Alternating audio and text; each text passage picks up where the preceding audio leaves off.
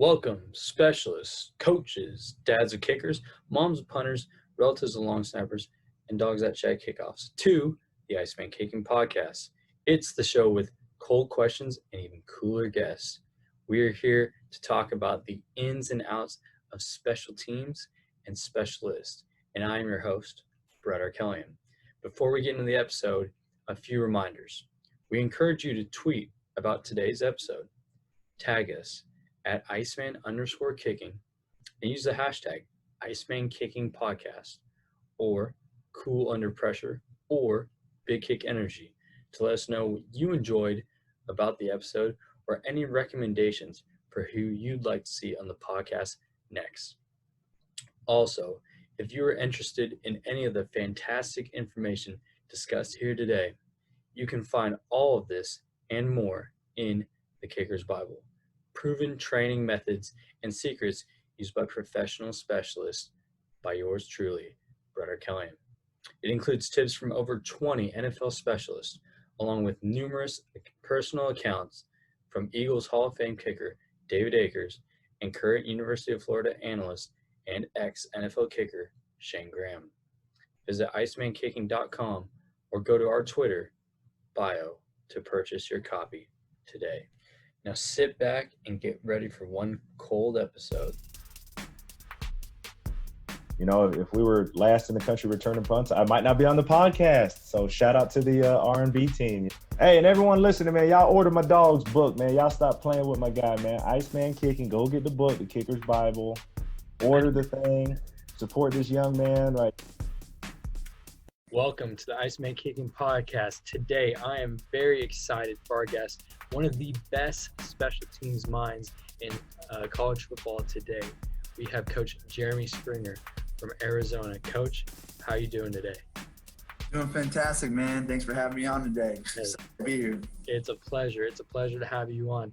A little bit about Coach Springer, starting from his birthplace, right? He's from Los Fresnos, Texas, which is kind of funny because I'm from Fresno, California, so we got that connection there, which is obviously Spanish for ash tree.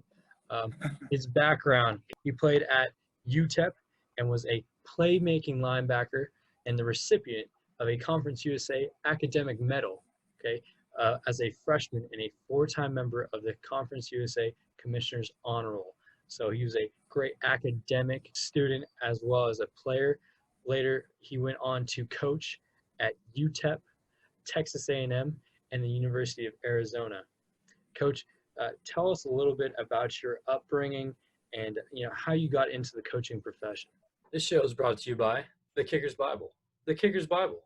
Do you want to learn the ins and outs of kicking from NFL specialists, organize practice schedules for in-season and the off-season so you don't overkick, how to get a full ride scholarship offer, the perfect long snapping technique for tossing a 6'5" ball on the hip every time? This book provides specialists with the ultimate guide containing everything necessary to find success as a specialist at the highest level. Brett Arkelian combined over 10 years of experience as a player and coach with countless hours of research to develop this handbook of the greatest collection of proven technique tips used by college and NFL specialists and coaches all in one place. The Kicker's Bible is a must-have for both players and coaches at every level who want access to information essential to perform and teach at the best of their ability. Go to IcemanKicking.com to get your copy today. Yeah, well, I'll first start off by I was better in the academic part, which is why I received the academic honor rolls versus, I'm going to say all defensive team. He's both. Yeah, I was both.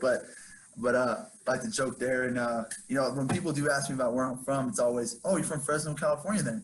Nope, Los Fresnos, Texas. So that's good that you brought that up, man. I didn't even know you're from Fresno, California.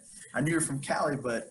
Yeah, and the cool thing about that too is I did my research. We do a lot of research here on our guests, and Los Fresnos seems like the same type of, other than the fact that it's nearly in Mexico, right? The bottom of Texas. But as far as very agricultural, there's a lot of fruits that are grown there, right? And that's exactly the same with Fresno, California. It's in the valley, and there's a lot of fruits and vegetables grown there. So probably same type of area.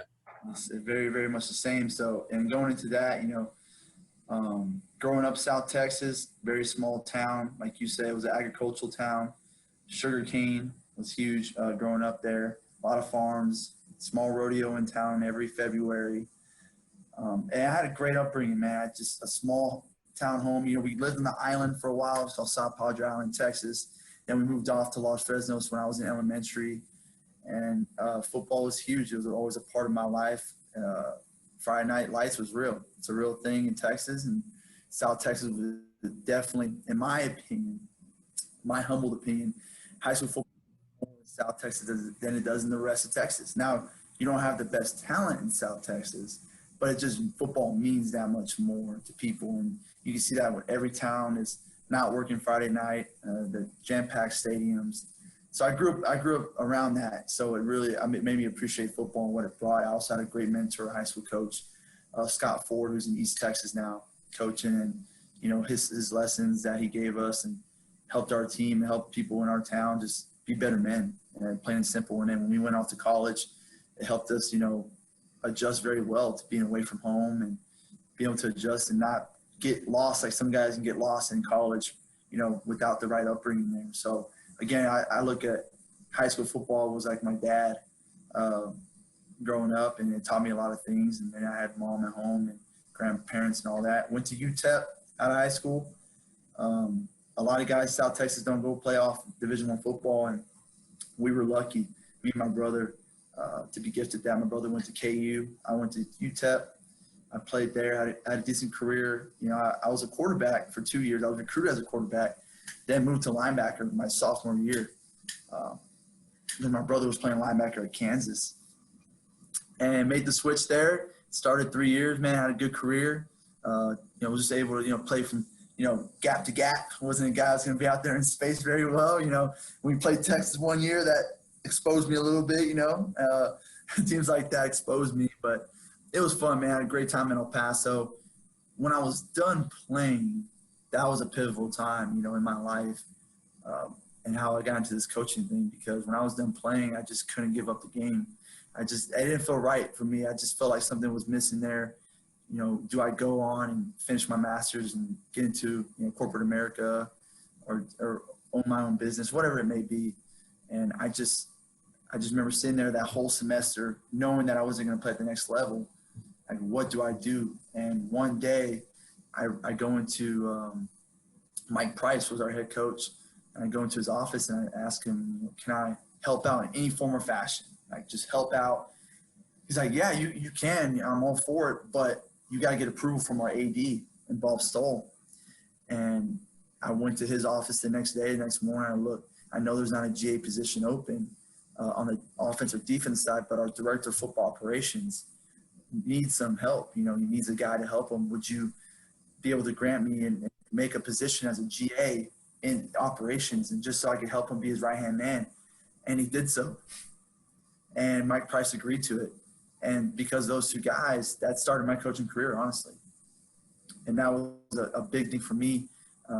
Working operations for 1 year. I then volunteered my time on special teams during that time, volunteered on the offensive side of the ball. And then when Mike Price's staff got let go, a guy named Sean Kruger got hired, who was our next head coach at UTEP.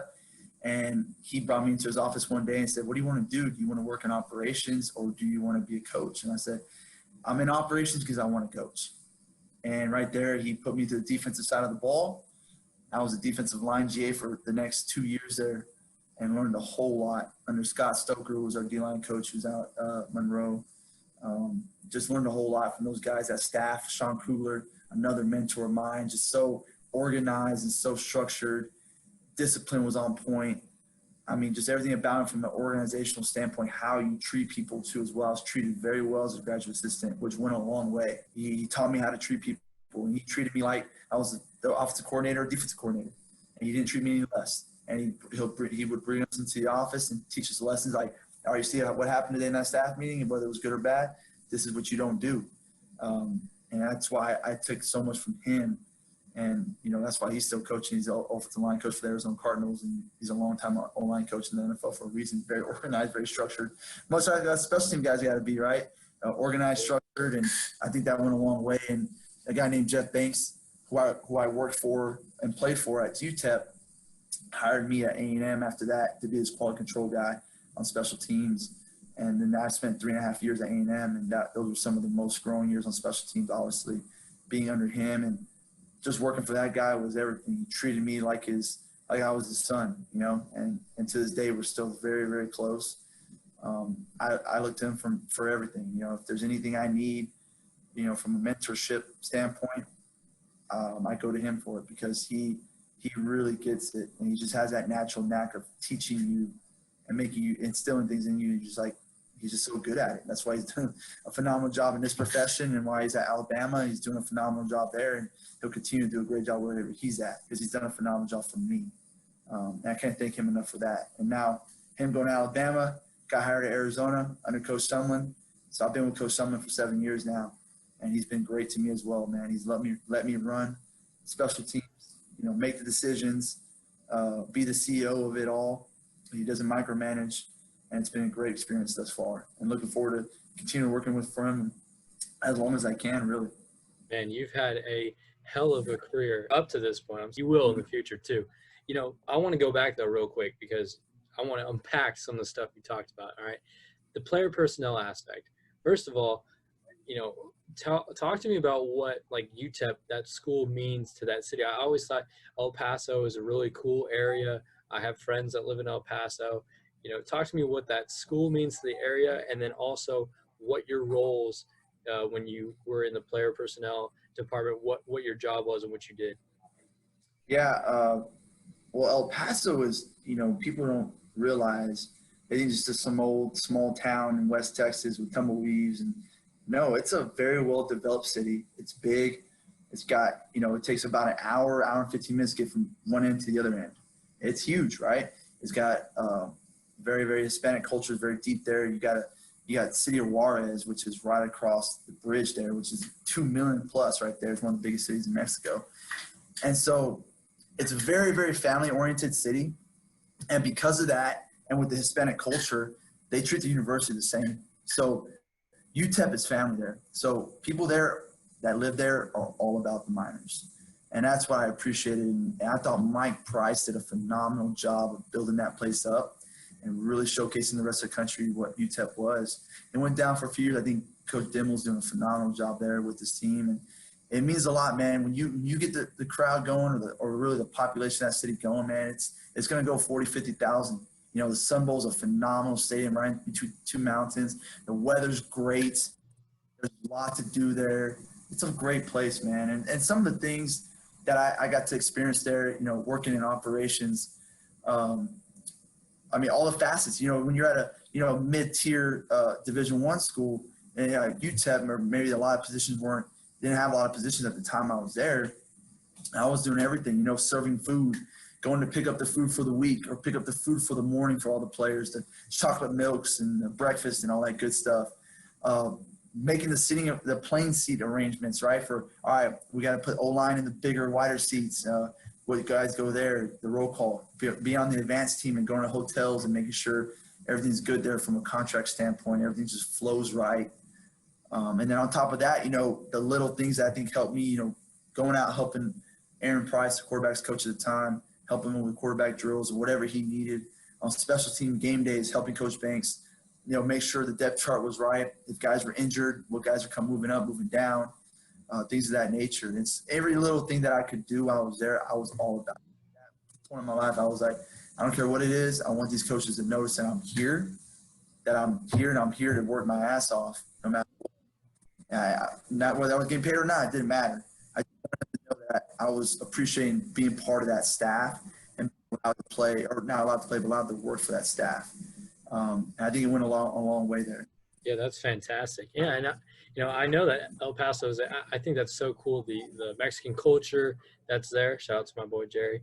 But also, yeah, how expansive it is. I mean, how big. I remember growing up in Fresno and watching Fresno State play UTEP when they were back in the WAC days. You know, and UTEP was always a tough game. You know, were you in the WAC then when you played there? No, Conference USA. Yeah, but all of our, you know, we had several coaches on our staff that played on those WAC teams, and They have the experiences like, Rob Rodriguez was a really good linebacker there. He was the D-line coach at Arizona State, and he had a fumble against Fresno State or stripped the ball, fourth down or whatever it may be, stopped on fourth down.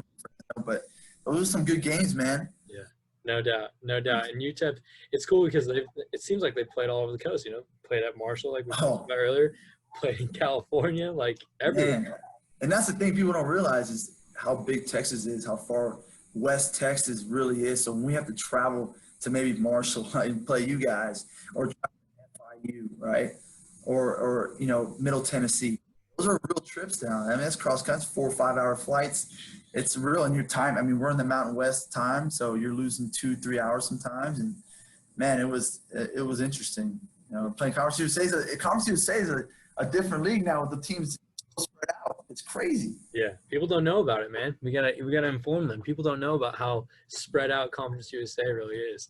No doubt. Obviously, okay, you got to play and coach, and I knew you were gonna bring him up. But to me, all right, this guy has always been the king of special teams in college football. He's always been someone I looked up to, and I'm not gonna say idolized, but definitely respected and try to emulate. Talked about Jeff Banks. Personally, the reason I looked up to him was he was a punter in college and became a special teams guy. And that's the same route, I'm making right now as a punter and then going to special teams.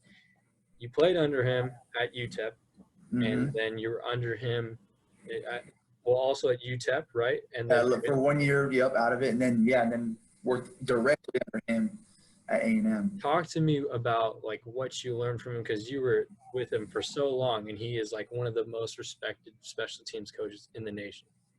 Yeah, well, I think what people really got to understand about Jeff Banks is how good of a person he is. Like deep down in his core, he serves people so well. And he might not even try to do it. It just comes so naturally to him. And I think as a player, he's hard on you and he demands a whole lot. So as a player, I didn't see that part. He was great at getting us fired up. I loved his game plan. Like he got us going with the things he did presentation-wise. The assistants he had working for him were bought in. We were all bought in with his energy. But when you started working for him and being around him that way, how he acted around staff and what he did for people outside, that's what separated me. Like this guy truly cares about people, and he does everything he can to make sure, you're benefiting off whatever he's doing.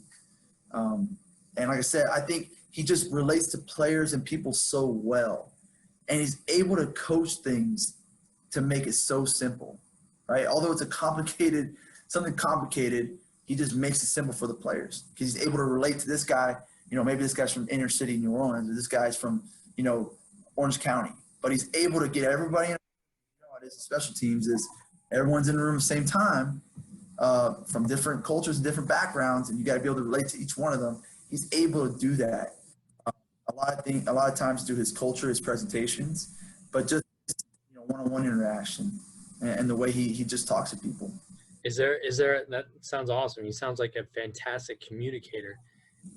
Do you remember, I know I'm putting you on the spot here, do you remember an example of when he took some complex idea and made it really simple, or when he, related to somebody you thought, oh, there's no way he's going to be able to reach this kid, Can you think of anything specifically? Well, I'm gonna think of a term that we use that makes a lot of sense, and it deals with punt return. He started using this technique called midpoint, okay? And what midpoint is when you're running down the field and you've lost leverage on a man, and say the guy's 2 or 3, 4 yards ahead of you, and it feels like you're not going to be able to make a play on the guy. He's beat you. Well, no matter what, 90% of the time, you can still get to the midpoint of that guy. Because if you're a directional team, which that's what we are, you know where that return is going to go.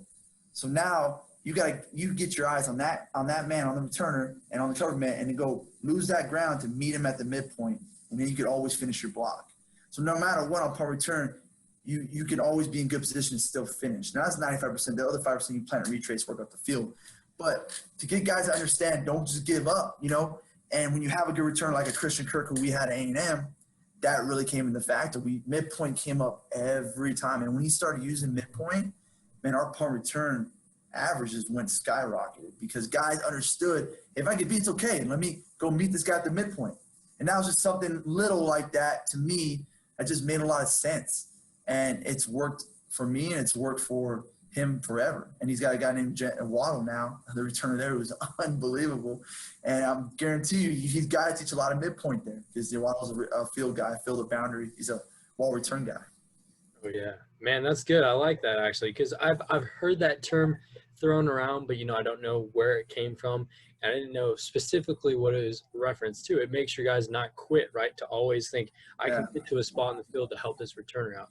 Because as we always tell our guys, it's like, our return is going to make one miss for sure, maybe even two miss, So exactly. Let's go prepare. Don't quit on the play. Go find someone else or go find that midpoint. Yeah, exactly. That midpoint's big for me. It's a huge teaching moment, a tier teaching technique that I start day one punt return circuit, That's awesome. That's really cool. All right, so not only did he have success at UTEP, but when you guys got to A&M in 2017, you guys led the nation in block kicks and block punts. To me personally, that's how a special teams coordinator and a special teams unit sets themselves apart, is when you start blocking kicks, right? Because that changes the whole momentum of the game, and it just gives your team something to rally behind. What did you guys do different, that year, or how did you guys set yourself apart to block all these punts? Was it a mindset? No, mindset from the culture. We had the culture was instilled from Coach Banks, Coach Sumlin, and that staff. The number of years they were there. I think you look at a lot of teams that are very vanilla on punt return or maybe very conservative. Like, we're going to do what we do. We have 3 returns all year we're going to use. We have, 4. We got a pocket of blocks that we're going to use throughout the year. Banks don't work that way. It's very, very game plan driven. It's very, very adapt each week to what the team's giving you and strategically plan for that team. So, just working through the game plan part of it, watching the film, pulling up the previous years, we're always 2 to 3 years behind on a team. We're not looking at that year, we're 2 to 3 years ahead. So we're finding different teams that have worked against that team and then working our little adjustments there. Also, halftime adjustments or in-game adjustments was very big for Coach Banks. Very good at in-game adjusting to, all right, South Carolina is doing this to us, so let's bring it on the backside. What's the communication from the sideline from the players too? How are we communicating on the sideline? What are they seeing? So those in-game adjustments helped us in that year get some of those blocks, to be honest with you. Oh my God. I mean, in-game adjustments too are a huge deal. I think that's what sets coaches apart. And that was one of the things I was going to ask you about too is, did he have you watching certain elements of the block that he thought was going to happen? Okay. Yeah, man. And something that how he was really good was, the game day chart that we had that delegated different eyes to certain areas of team. A lot of teams do that, but me and him were on the field, and that's something that's a little different. Sometimes the GA or ST or quality control might be up in the box and things, but from a communication standpoint, since it was just us two working on special teams, we were on the field together. So he was making the depth chart changes or looking at different things. I had my eyes in certain areas I need to look at, and I was a big communicator with our players on the field. So when they would come off, I go talk to the L3, L4, or I go talk to the guard, the right tackle, get that information, bring it back to him, and then we've had, big lamination deal on the sideline, several of those, and we just draw things up. All right, this is what we can do now. Attack that, go to the player. All right, here you go, Marnie Watts. This is what you're going to do on the next one. Attack this B gap instead of the A gap, and then go from there. So in-game was really big because our communication was big. And that's something that I've tried to get to here is the communication part between me and my assistant and the players has got to be great on game day because I do like to in-game adjust. Some guys don't like to. I like to. And just like, having the luxury of just coaching special teams, I can do that. If I was coaching tight ends and running backs, I want to get the time maybe to adjust in-game or even at halftime. Yeah. What you guys do too, right? More so? Yeah, I mean, to me, that just sets you guys apart, or it sets you apart when you can work in game. Now, like we'll use, and I know some teams have used, at least I do, like have my specialists watch certain things, too, about who's, making a tackle or making a block. Do you guys use, is it anyone else than you two making those adjustments? Do you have anyone else as eyes?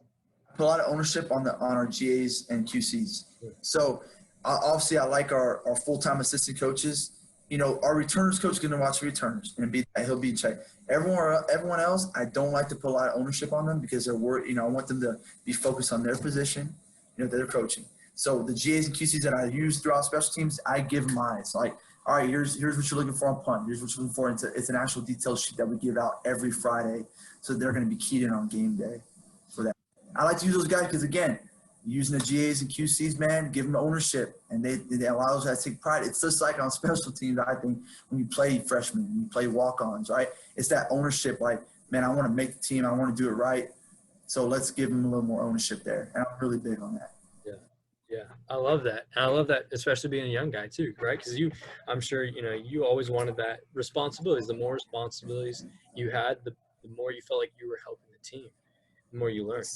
Exactly. Yeah. I mean, who does it? You know, if you're in this profession and you don't want more responsibility, you don't want to be the guy. I mean, what are you in it for, right? I want because we're doing things right as a collective group, but you know, having that ownership of, hey, if this doesn't go the way it should, that's on you. And I like that feeling because now it's like doing a project. When I was in high school and college, I wanted to do a project if it were in a group project because I didn't want other people to mess it up. Like, I want to do it myself. So I've always taken that ownership role, whether I was a GA or QC, like, give me more work to do. I want more work to do because that puts more ownership on me. It makes me more accountable to the people. And then it looks good too. Yeah, and it's that competitive nature in you too, right? I know for me personally, if I was the kicker, if I was a starting kicker, I was a starting punter, I want the ball, I want the opportunity to hit the game winner. I want the opportunity to punt deep in my own end zone with 2 minutes left, you know, because that's the competitor in me. And I'm sure that's the competitor in you, and it's coming out as a coach too. No doubt. And like I said, I mean, I love that you were a specialist too, and that's awesome right there. Like Coach Banks, if we circle back to that, it's him being a specialist helped out a lot with our specialists. You know, that helps. That goes a long way. That validity, right, that you always ask for out of your players. Like, they want to see validity. Well, someone like you who played the position, you've written a book, right? So you know the position pretty damn well. Like, you've done your research. You've had your experience.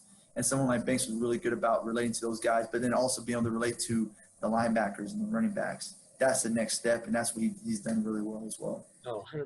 Now, what was his influence with the specialists? Did he work with them? Did he get out there and freaking rip some punts with them? What did he do with them? You know, because he was a tight ends coach as well. And we didn't get a lot of time, you know, during practice with those guys. We spent a lot of time pre-practice and post-practice with those guys. And just like you said, and I'm the same way, you have to have those guys rolling and a script in hand, and we can talk about that. But what we had that was good for those guys, we had a strength coach designated towards our specialists, very, very good. And so he worked with those guys during practice. So whether it was conditioning, cardio, ab work, things like that, they were working stretching, everything like that. They were working that during practice, pre and post. They were with us, whether it was film or working, you know, our script for the day. That's really cool. Now, yeah, with you being, you know, mainly special teams then, right, at A&M, did you help out with them? Did you stay around them at practice, or what was your role then during practice? My role was just Banks. I was Banks' right-hand man. So special teams was on, I'm rolling there. Okay, I'm specialist pre-practice and post. I'm working with them, helping them out. More so at that point in my life, in my career, I was learning from Coach Banks, like watching how he coaches guys, because I wouldn't come in as a specialist group. I was coming in as a guy who knows it all. I'm coming in to do the work, get things organized, make sure scout teams run great, make sure the drills are set up, make sure the camera angles are all perfect. Tight end drill work, I'm working with tight ends, helping on offense for the drawings, everything like that. Presentation, my job. The specialist wasn't my job. So I learned a lot from Banks. That was my opportunity during the special teams when he was working with specialists. All right, sit back, listen to him. How does he coach these guys? Because I'm not good at this yet. I can't coach these guys right now.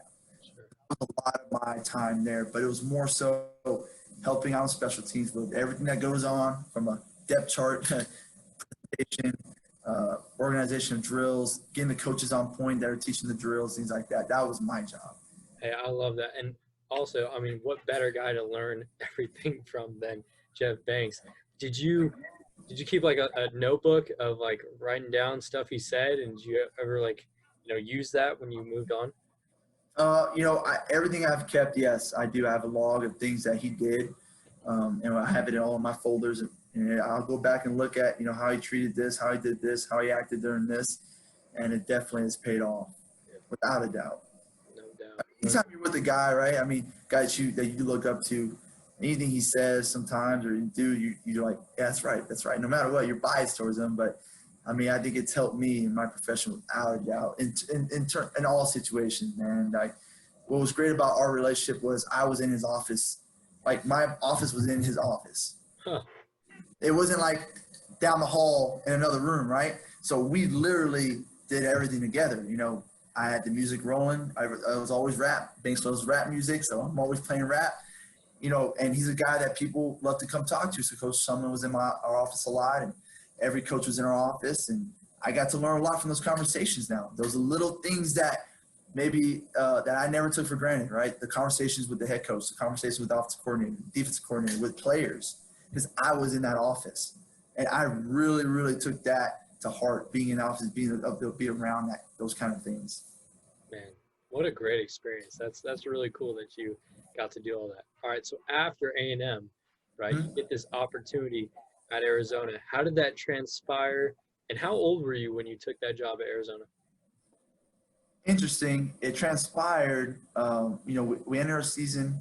We had a bowl game, and then I had a few interviews lined up. I had one, before the convention. I had two at the convention. I got offered a job at the University of Kansas, and I was actually going to take that job. And lo and behold, that was after the convention. It was kind of weird. The whole Rich Rod deal was going on in Arizona, and I kind of got word, that Coach Sumlin was possibly going to get the job, and it was crazy, man. I was packed up, leaving College Station because I got the job at Kansas, and I was driving 10 hours to Lawrence, Kansas, and that midnight, at night, 1 o'clock in the morning, Coach Sumlin calls me and tells me he's going to get the job. And so the next morning I drive 23 hours to Tucson, Arizona, and just go. I'm like, this is my calling. This is where I want to be. And that's how that transpired. And I was very fortunate. Like I said, Coach Sumlin was helping me get those other jobs. He was calling coaches for me, helped me get a job somewhere else to be a special teams coordinator.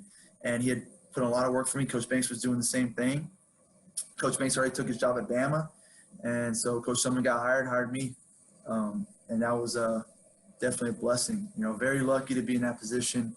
And I just thought, I didn't want to take it for granted. So I was going to take it and not pass on the opportunity and roll with it and just do what I need to do to be a part of the staff. Yeah, what a great spot. What a great situation, too, having those coaches. They obviously really respected what you did by, going out there and trying to, help you land a spot. How old were you at that time? Oh, yeah, I was 29 years old. So is that – and that's awesome, right? Because that's what every guy wants to do is have that opportunity at a Power 5 school, be a coordinator, Was there, a nervousness, or were you, anxious to get started there, especially at a young age? Anxious, very, very anxious to get started. Yeah, and I kind of look back at that, getting hired. I really, really just wanted to make an impact on our players as fast as that was the first, anxious to get started and build a relationship with our players and let them understand that I care about them and I'm there to serve them. And I want them to see the passion that I have instantly for special teams. So whatever I could do when I got there, the hiring process took a little while as well. So I was there 2 weeks before I was supposed to be hired. So I really couldn't be in the office a whole lot. So I'm, doing research on our guys, trying to get to know the team. I could even see their face. And that was huge for me, man. I was so anxious to get there and just make a name for myself. And not as an ego part, but make a name for myself so those guys know that I'm truly there because I want to coach them and I want to be a great football team at the University of Arizona. Wow. Yeah, that's the right mentality you have to have, right? It's more about, respecting the game, respecting your position, respecting the coaches that are around you, and doing that preparation to have everything ready to go. Coming into a new school, and you kind of led me into this question, is how do you get guys to believe in what you're doing? I mean, you're a young coach. You bring a lot of energy. You got nice facial hair. How I do appreciate you, that. yeah, you're very well groomed all the time. But how do you get these guys to really buy into your message and what you believe in? I think from day one, man, it always starts with how consistent you can be and how you bring that same energy, philosophy, what you're coaching. How are you doing it every day? That's a big thing, because to me, the second I show those guys that maybe I don't have energy, I'm not into it, I'm just really there because I'm getting a paycheck. That's the second you lose those guys. They want to know that you care about them, but you got to be consistent with what you do. And that's one of my biggest philosophy things. The second thing in our philosophy is be the most consistent team in the Pac-12. And how you do that, it's your everyday habits. Like how good consistent habits is what we're going to build on. And then showing them through validity, right? Like I talk about, showing them play perfection, how one play could really mess up a game. And you watch Georgia Tech and Florida State in 2016, block field goal, right? Or something like that. You show them those plays. You show them guys in the NFL doing the same slingshot, midpoint, right? The same type of blocks that you're going to be doing one day in the NFL, is now you just build that culture. And you build that consistency right there with those guys. And then last but not least to me, is on the practice field.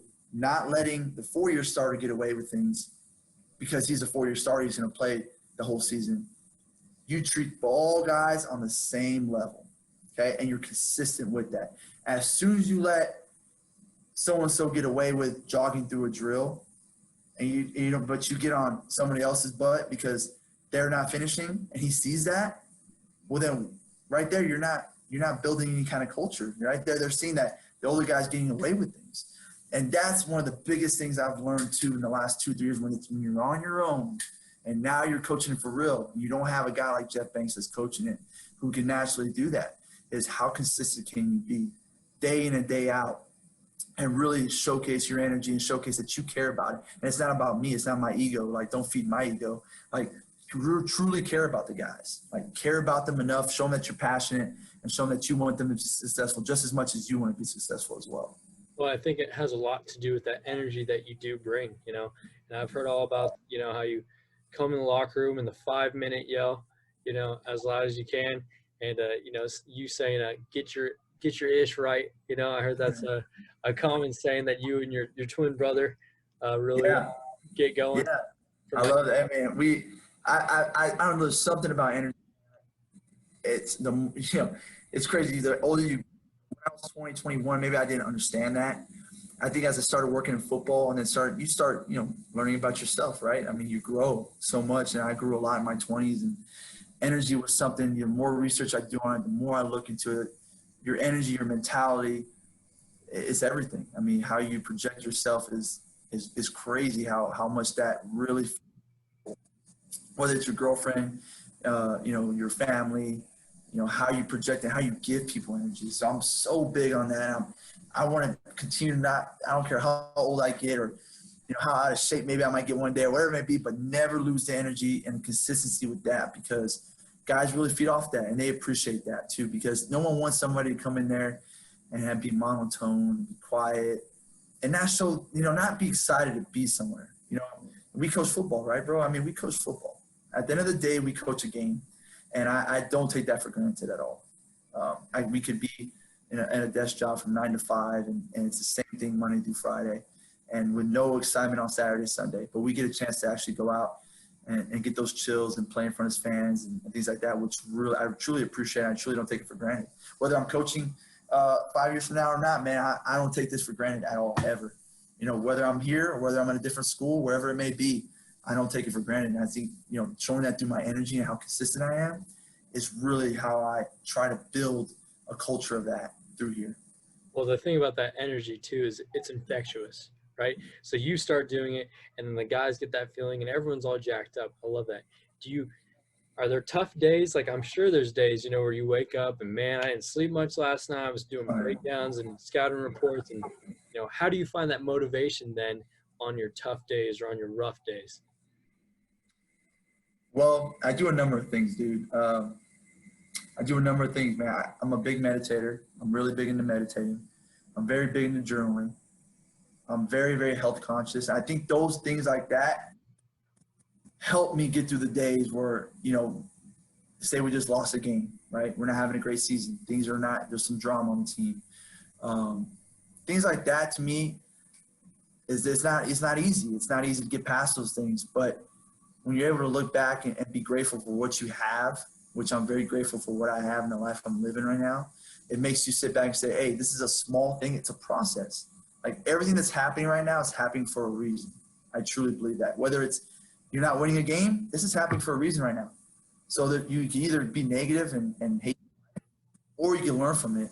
And I try to take those moments when they're hard days, when I haven't got much sleep. It's like, it's just a test. It's just a process. I'm learning. My body's learning right now to adjust and get through this thing. And it's just the way the universe is giving me something that I can handle right now. How am I going to handle it? Am I going to be negative about it or positive about it? And then how am I going to try to help my teammates, or not my teammates, my peers, and then my players get through it? Because those guys aren't going to be thinking that way. A lot of guys, they don't know what they don't know. So us losing 3 games in a row, our guys are down, man. Guys are not happy. But how can I help that? And I think through my energy and my actions, and through a number of things like meditating, being grateful, and things like that really, truly helped me out. I'm honest. Like, it's not, to me, it's not a thing where, oh, I just get, no, I'm good, man. I just get motivated. There's nothing I do. It's not more coffee, or it's not, get 8 hours sleep and I get dinner. No, it's being grateful, all right, and knowing myself and knowing that everything's a process and everything's happening for a reason. Sure. It's a mindset, right? It's a mindset that you have, and that's good, man. I definitely love the meditation aspect too, because I've definitely not gone through the trials or seen the things that, you've been through, but, in the tough times in my life, yeah, I've always meditated, and it's crazy how much better I felt after, and how much clearer I felt and more mindful because of that process and taking that down. So Once you pick that up, meditation? when I was playing for sure. And because, before we go back to before my senior, I was playing against Ole Miss. And even before that, when I was at a JUCO, I took a yoga class at Fresno City College. Yeah. The first hour was all flexibility stretching. I'm like, this is great for being a kicker. And then second hour was meditation.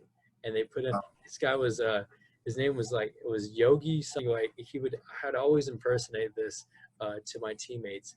And he'd get over it was a CD, you put it in your laptop or whatever, and he'd be like, you are a cloud. You are floating over a farm and looking down. I mean, just the most, I went to HBCU. I brought that with me, and my roommate was like, man, what the hell are you listening to? Like, this goofy old white guy. But it, relaxed me. It made me focus on my breathing, and I definitely embraced it. Before every game, I meditated, When did you get into the whole meditation process? I'd say my late 20s, and it's really, everyone talks about, COVID, and they look at the negative part about it. Man, it's been such a positive for me. I get it. We haven't played football, and but man, the amount of self-reflection I've been able to do on myself and get myself better and to help people in my life, to help our players, man, I'm better for it. So, and that's another thing, right? A huge negative in COVID, right? No football, things are happening, people losing money, salaries, furloughs, things like that. Well, again, I think it's the silver lining of it all is, man, I've been able to get myself much better. Now I feel that I can serve my players much better because of that. So going into the season in November, I feel better. I feel in a better place that, I'm going to help this team out no matter what happens, no matter how our season goes. We're going to have great energy. We're going to play our asses off, and we're going to have fun doing it at the end of the day. Have fun doing it. Yeah, that's a great outlook. And yeah, I've tried to keep that same mindset too. It's taking the negatives and making it a positive, right? And it's so hard for people to do. And actually, I'm connecting that to my next question. You led me there too, is what about guys? Okay, so, you yourself are motivated. You're bringing that energy every day, and it's infectious. Most guys are buying in, but then you got, just a few guys that are, for some reason or another, they're just kind of lagging. And this could be a backup that's not playing much. This could be a 4-year starter who's just not bringing that energy. He might not have a good mindset. How do you get them right? How do you bring them up to everyone else's level? I do my best to meet with those guys one-on-one quite a bit. A lot of those guys, that when you have those issues where they just, they're not playing hard, they're just not into it, it's how can I connect? A lot of those guys don't connect well in big settings. How can I connect with this guy in a one-on-one setting and show them how much I care? And then whether it's a backup or it's a 4-year starter, 100% of them, I want to say 100%, 95% want to play in the NFL. So you show them, you show them the film. You bring up Matthew Slater. You show them this guy right here didn't play in college. Okay, he played returner, was a really good returner. Didn't play truly receiver, but look how much money he's made in his career and what he's made out of his career. So to the backup, I show that. To the 4-year starter, you show a guy like Calais Campbell, right? Guy who's been a 12-year NFL vet, but he's still playing special teams on field goal block. Or Earl Thomas or you guys like that, show them playing on kickoff. You give them that, guys, the reason why you're on special teams, the reason why I'm on your ass so much is because not only is this going to help you now and help us win games, but it's going to help your future too. Because there might be a day where you're going to go into an NFL team, you might not be drafted, you might be a late round draft pick, but you got to make it on special teams. And that's what's going to get you over that edge, playing special teams and doing it now at a high level, because you're helping us be successful, but you're helping your future be successful and your future family. And I try to do more one-on-one things like that. Yeah. Because you without a doubt, man, it sounds good on the podcast, right? Like, oh, yeah, they're all bought in, yeah. Nah, man, that don't work that way. You're going to have your select few guys that just don't want to play special teams, aren't bought in, they don't see the understanding.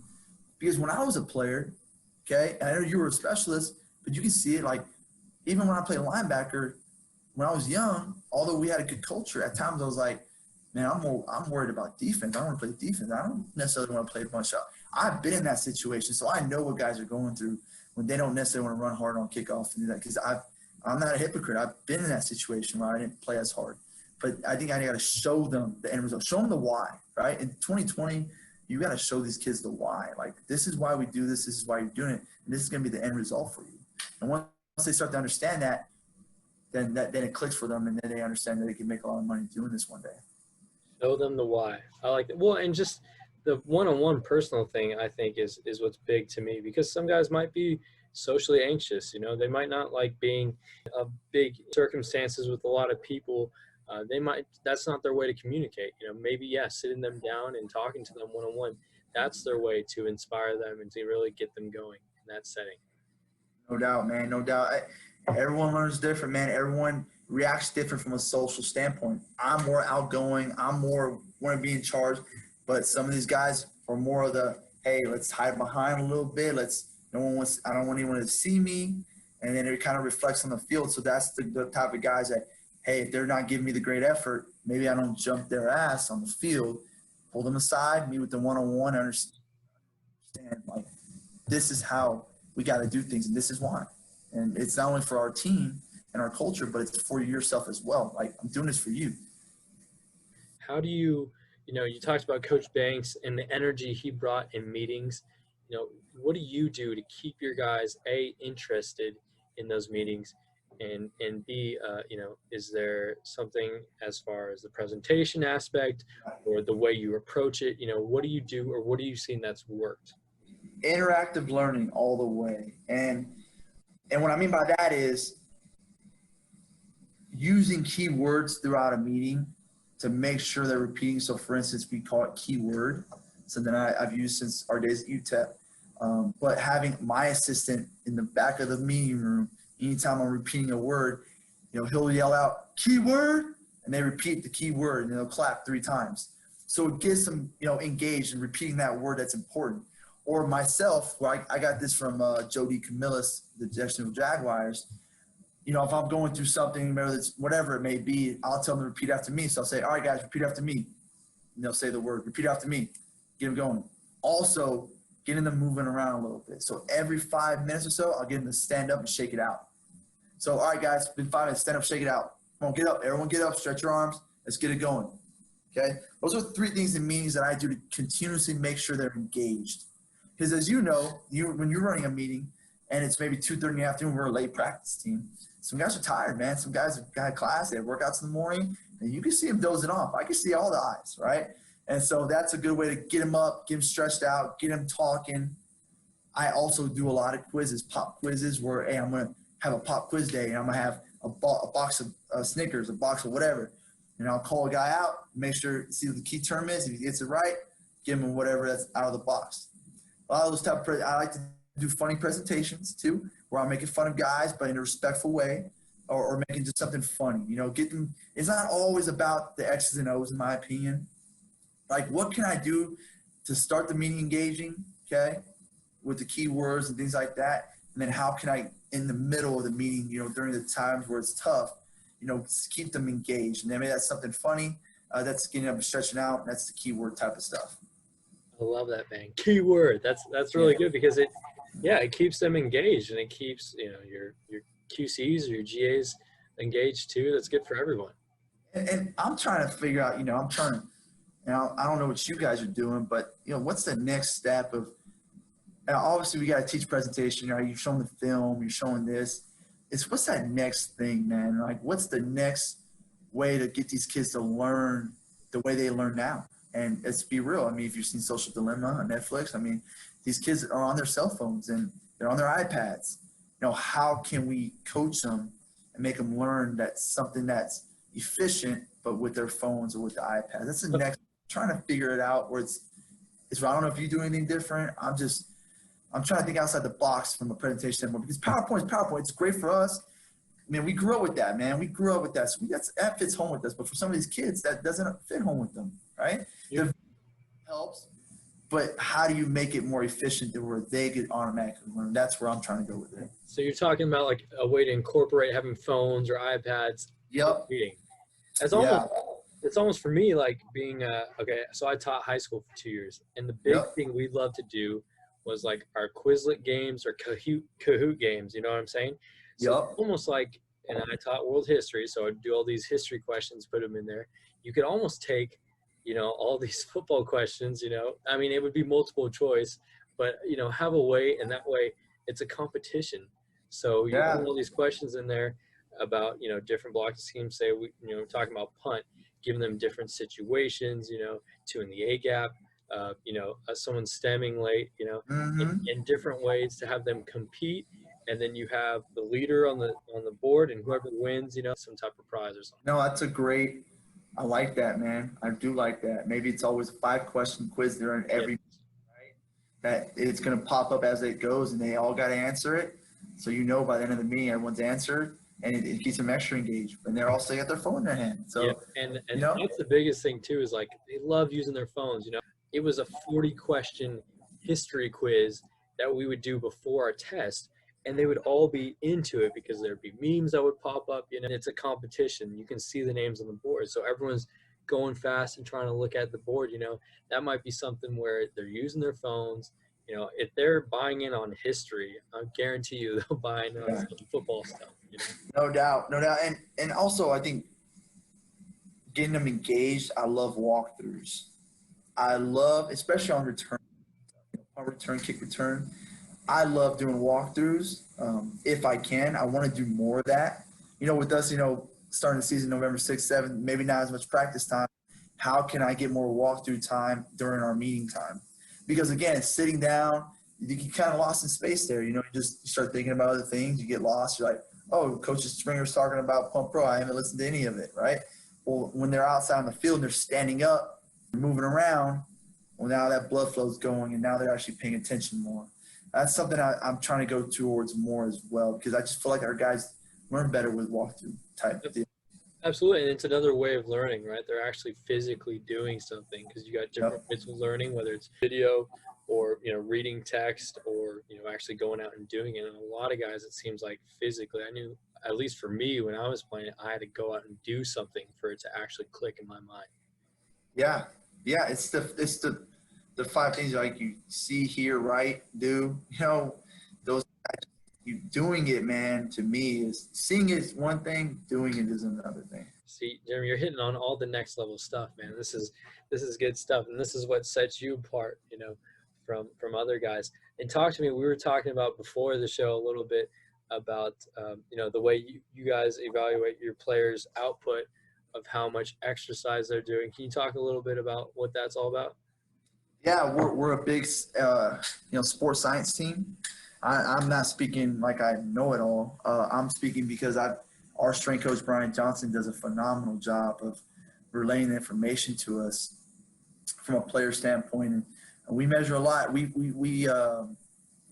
schedule our practices around, different output days. If it's a red day, is it a green day, a yellow day? It just all means certain things. So what we're trying to do is get our players to game day fresh to where they're going to have the biggest output, and at the same time get away from soft tissue injuries. Soft tissue injuries are major thing, hamstrings, groins, right, quads, all the things that we deal with. And in order to kind of keep that managed, how are we loading our players throughout the week and over a 12-week period, over an 18-week period of a full season.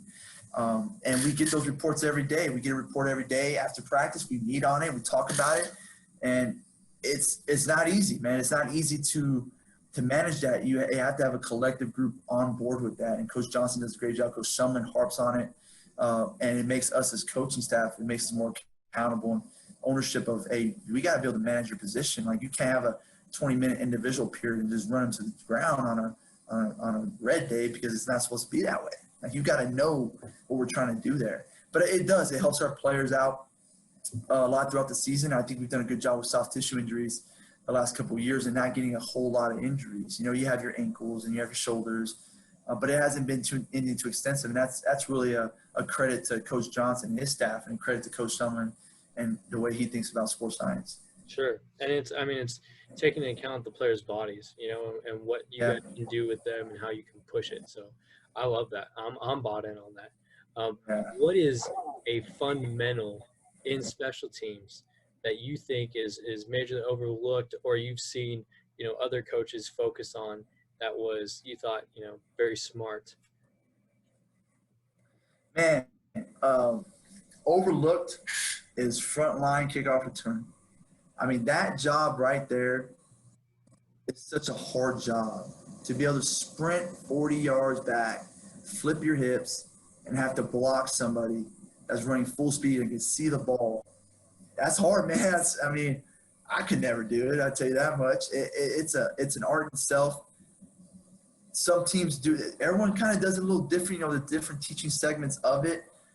Guys that I see do a great job. Washington State's guy who's at Mississippi State now does a phenomenal job. Bill Snyder, who's at USC now, who we got to play, does a phenomenal job of teaching his guys that. But there's an art to that, and I'm still trying to figure out that art. That's why I think it's such an underlooked position, and it's such a hard position to coach, because it's you can do it in different ways. You can pedal settle, you can close on the guy, as you sprint back there, or you can wheel around him, make him lose him backside to the return, and just kind of play off him like you went on punt return, which some guys do. I see a lot of successful there, or kind of wait for the guy, sit there and wait for the guy to come hit you and just take it on, right? Just have good leverage. But to me, that frontline blocking, man, it's such a overlooked position that if you're really good at the front line, man, I think you can do a lot and create those vertical seams for the returner. And you can be really cute on kickoff return, even with an average returner back there. What about you? Do you guys have issues with the front line? No, well, that's something I really enjoyed is watching our front line. I've always been a guy where, I thought the best way was to go and attack your man. Let's go, you're going to drop 30 yards or whatever, and then go take him out, and go attack him. But, watching other teams out there, I've seen a lot of teams have success with just kind of running them by the return, sinking with them, right? As deep as he wants to go, keep correct leverage, and just let him keep going. And then, at the last second, kind of run him by. And I don't know, I actually really think that's been effective from what I've seen. And that's, when I get a unit someday, that's what I'm going to, and so is my guys. But absolutely, you got to have athletes. You got to have great athletes in that front line who can take on, a 250-pound dude who's out there running, 4.6 40 or whatever. He's flying down the field. But just think how athletic you have to be to sprint, flip your hips, and play a guy in space.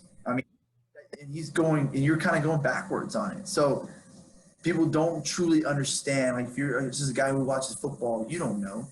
But as coaches, to be able to do that, man, I respect guys that can do that, man. That's, to me, one of the hardest positions in football. And I tell you what, like I said, Bill Snyder, man, if you just watch Kansas State, for as long as he's been there, now he's going to do it at USC. They do what you're talking about. They lose and let those guys lose backside. I mean, they have done – I have the most respect for his return game because he's just been so good consistently over the years, man. He's got those guys bought in, and I love it. I love watching what they do. Absolutely. And you guys are definitely going to get a better look at it because you're going to be playing it this year. Yeah, I'm like, when he got hired at USC, I was like, damn it. Yeah. I got to play this guy. I might call him like, hey, bro, it's truce. All right, we're just going to fair catch all game. Let us go offense to defense and let them play it out. Okay, other than that, field goals is live. We're good. Yeah, exactly. Huh? That's the cool thing too is when you're in a great Power 5 conference like that, you're gonna get some dudes that are hired there that have been around and they've been kicking butt. So it's like that's gonna be a lot of preparation on you guys. But I know you guys will do great. So I appreciate that, dog. Appreciate that. If we could play kickoff and especially like you guys are doing it there at Marshall, man, we'll be just fine. I appreciate that, man. We beat App pretty good there, but it's we got a lot of season left too. And I mean, talk to me a little bit about the Pac-12, man, and this adjustment to are you guys gonna be able to go to bowl games? Like you're starting early November. Talk to me a little bit about the scheduling. Well, the way they got it set up, man, it's a 7-game schedule, right? So we 6 and 7. We're playing 7 straight weeks up until the Pac-12 championship. Well, that Pac-12 championship is really the 7th game. So if you're a 1 and 2 seed, if you're number 1 in the North and number 1 in the South, you're playing against each other in the Pac-12 championship. That's your 7th game. If you're the 2nd seed in the North, 2nd seed in the South, you're playing each other. Wow. So that's how they're doing it, right? And in terms of bowl games, supposedly from what I've heard, now this is what I've heard and what I've seen on Twitter, which could be totally wrong, right? I don't believe everything I see, obviously. Any team to go to a bowl game this year, doesn't matter your record. Yeah, so if we're a one-win team, we can still go to a bowl game. So it's going to be interesting the way they do that. But I like the direction the Pac-12, people might give them a lot of negativity on the way they've handled things. But I can tell you this right now, we have a great testing plan in place for the entire conference. Testing every day. The protocol's in place, and it's the same for every single team. No team is getting more advantage than the other team. The hours, the rules, everything's the same for everybody. So in saying that, it's going to be a pretty level playing field, I think, when we start playing ball. Everyone's got about the same amount of time to get ready to play. Okay, some teams have maybe not been in the office as long, like the California schools and things like that, but we all got this 6-week ramp up to get ready to rock and roll. The protocol is strict in place, man. I mean, if a guy tests positive, he's going to be out at least 3 games.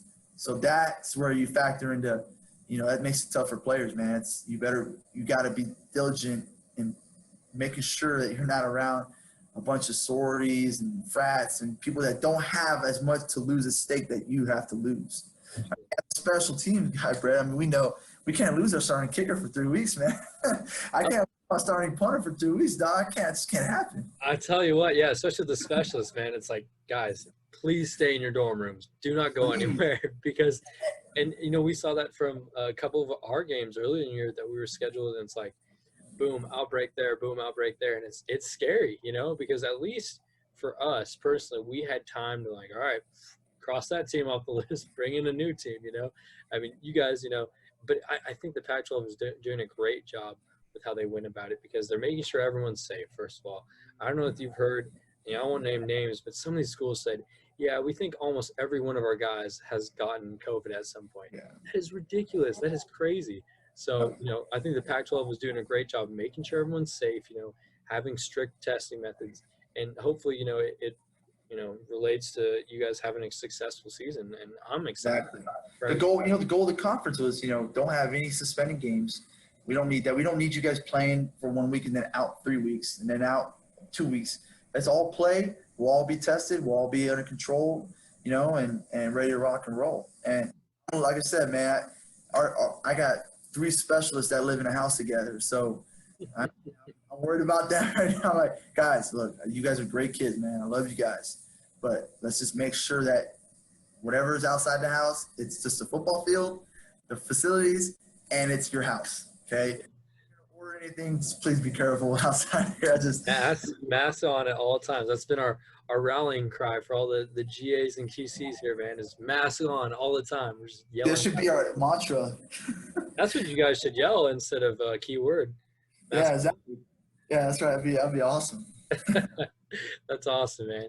Well, we're wrapping up here, but man, it's been awesome talking to you, man. And like I said, this is, someone I really want to get on the podcast too.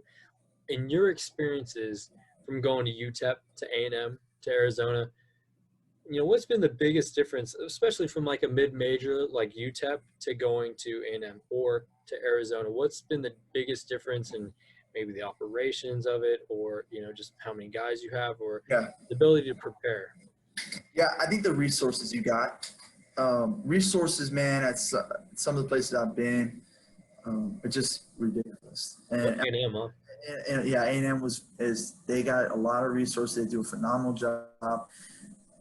They understand what it takes to be able to compete with the other top-notch programs.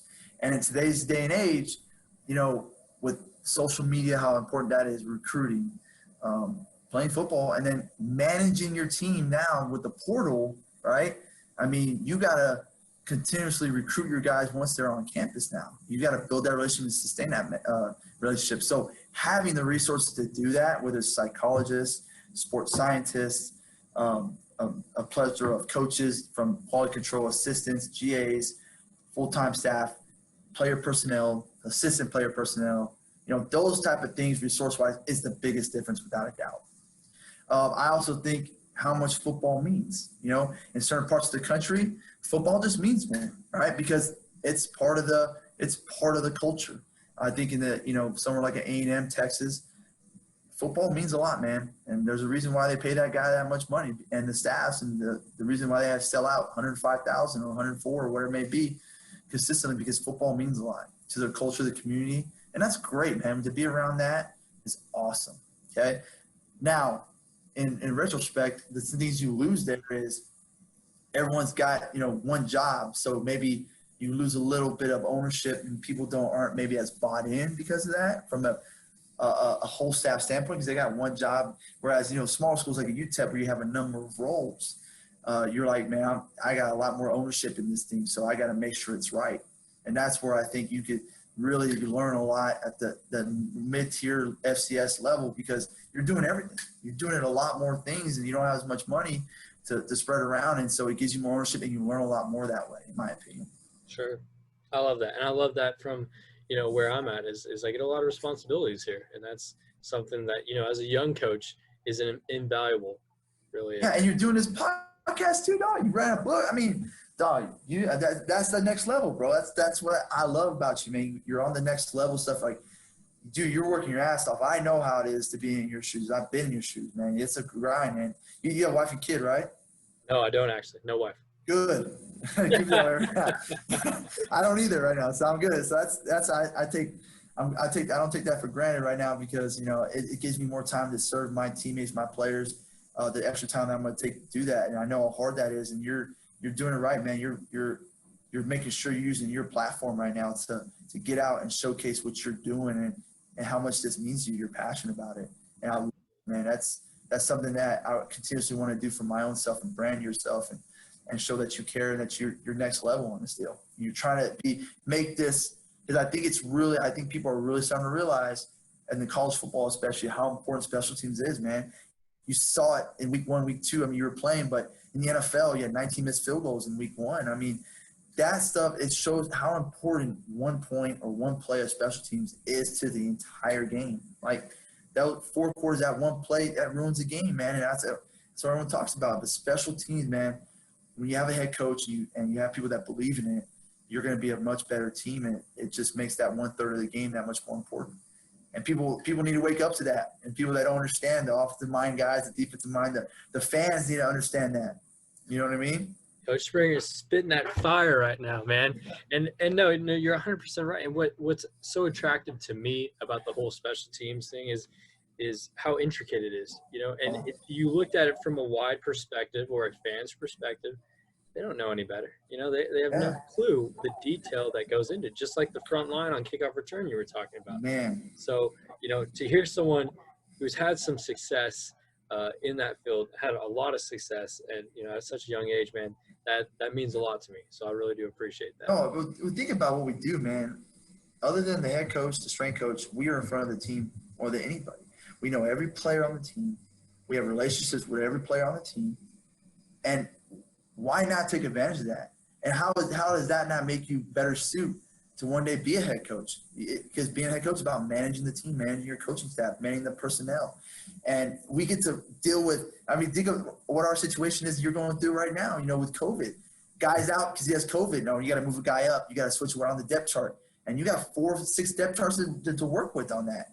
And it's just managing the team, managing your personnel, getting to understand each player and how well they fit into what you do from an athletic standpoint, mentality standpoint. You got to know all that. And then on top of that, you got to coach specialists. And that's a totally different game. That part right there is like completely different than any other position. It's like that mentality you have to have, the swing, just the little technical parts, which I'm learning, not even quite close there yet. It's so detailed and so important. And then getting everyone on the same page as well. You're getting everybody, all the coaching, all the GAs, QCs, the assistant coaches, they got to be on the same page. You got to organize all that. And and you get 10 minutes to do it or 20 minutes to do it a day. It's got to be on point. And when it's not, it shows. And I love that. That you got to be so detailed in what you do. And if it doesn't work, that's on you, man. It's on you. You got to make it right. Well, and you hit on it with the specialist part 100%. Like the mentality of it, that's what a lot of it, to me, it is at this level. Like the higher you go, especially these guys, we recruit, they're talented, right? They got the leg strength. They got, a lot of it is just being. Thanks for listening. And if you have any questions you'd like asked or select guests coming up, follow and send us a message on Twitter and Instagram to Iceman_kicking or IcemanKicking@gmail.com. Be sure to follow us and turn notifications on YouTube, Spotify, and SoundCloud at Iceman Kicking Podcast, and rate and review us on Apple Music. This will be important as we will have giveaways going forward. Also, check out our TikTok under the same name for the best clips from these interviews. And tune in next week for another great Special Teams Mind. I'm Brett Arkelian, and for everyone at the Iceman Kicking Podcast, we hope you stay cool under pressure. Have a great week.